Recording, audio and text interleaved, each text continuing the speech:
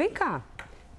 O que aconteceu com o dólar ontem? Você viu, menina? Foi 5,19, 5,20? 5,20 e eu tô acompanhando até aqui. Aliás, o câmbio, Elisa, tá 5,19 nesse momento. Voltou para baixo de 5,20. A gente já não viu isso acontecer, ó. Tem muitos anos. Com o quê? Com quem? Vamos lá, é a Elisa. nossa moeda valorizando ou é o dólar que está escorregando? O que está acontecendo? É o dólar que está desvalorizando globalmente. E aí hoje já abriu em queda aqui no Brasil, porque a gente teve falas importantes do presidente americano Donald Trump ontem, dizendo que a desvalorização do dólar nesse momento é importante para os Estados Unidos, é bom. Por que é bom?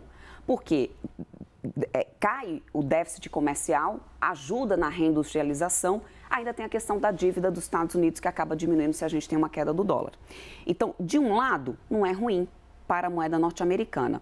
Os investidores já entenderam com esse recado que, olha, não vai ter uma defesa muito grande ali da moeda. Por exemplo, quando a gente vê aqui o real caindo, né, a gente tem uma intervenção da autarquia para poder fazer leilão e, no final das contas, segurar o câmbio. Não é o que é interessante, não é o que deve acontecer com o dólar nesse momento, que não deixa de ser uma das maiores e mais importantes moedas globais, mas vem nesse movimento de desvalorização. Só para você ter uma ideia, Elisa, só nesse mês de janeiro, o dólar, existe um índice que é chamado de DIX, que é um índice que mede a potência do dólar em comparação com outras 6 grandes moedas.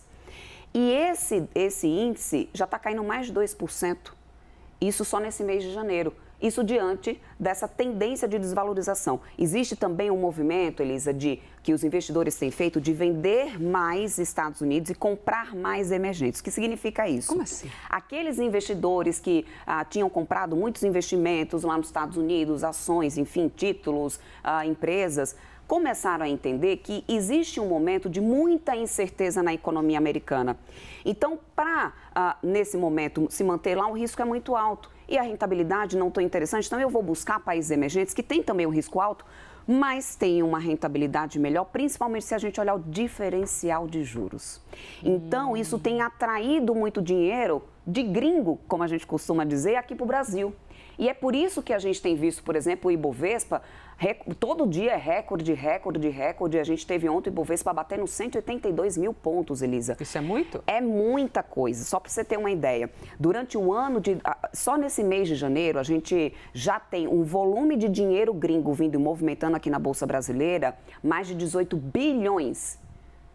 Mais de 18 bilhões. No ano passado inteiro, ficou na casa dos 20 e pouco bi. Ou seja, só no mês de janeiro, a gente já tem uma entrada de capital estrangeiro aqui no Brasil equivalente a praticamente o que foi no ano inteiro de 2025.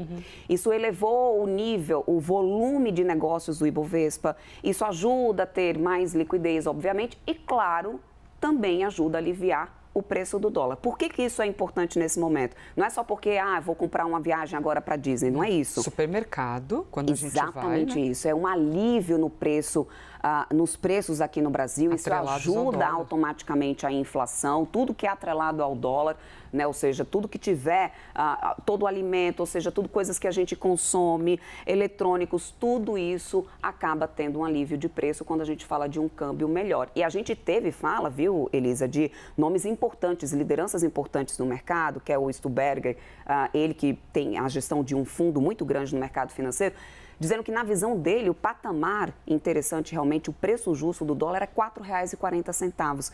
E que, se a gente continuar com esse caminhar que a gente tem visto aí das políticas de Donald Trump, enfim, a gente pode ver isso acontecer, pelo menos na visão do Luiz Stuberger.